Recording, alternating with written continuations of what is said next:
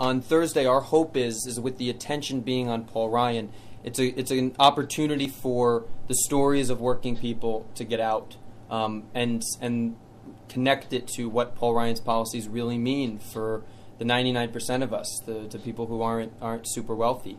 All right. Also, Paul Ryan has a difficult time with the truth, a very difficult time with the truth. We learned that in particular after his speech at the RNC, which was filled with lies, just blatant lies, and he's also done an amazing job lying about what his budget really means.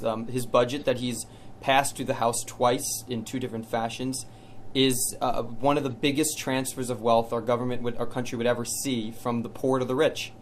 But it's not being covered that way. He's acting as if it helps working people. In fact, it dramatically cuts from working families, raises the taxes of the poor, and it gives that revenue in the form of massive tax breaks to the wealthy. That's the truth about what his budget would do. And on Thursday, from 3 to 6 o'clock, that's why we're hosting a Paul Ryan Truth Fest over at Court Park, right by his office.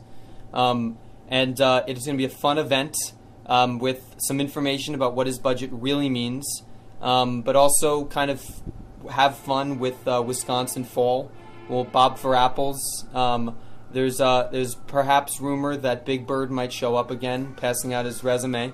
So it's going to hopefully be a fun event where people can learn what Paul Ryan's budget would really do to working families, and hopefully get some working, hardworking families and some unemployed people, some people who were affected by the closing of the GM plant, to talk about what Paul Ryan's done to their town and what his policies would mean for the rest of the country. Have you had a chance to drop off an invitation at Congressman Ryan's office?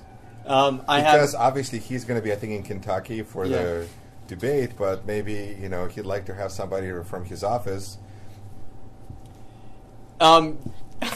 We haven't, but it's a public event. You can find it on Facebook at just Ryan Truth Fest if you look on Facebook it's a public event.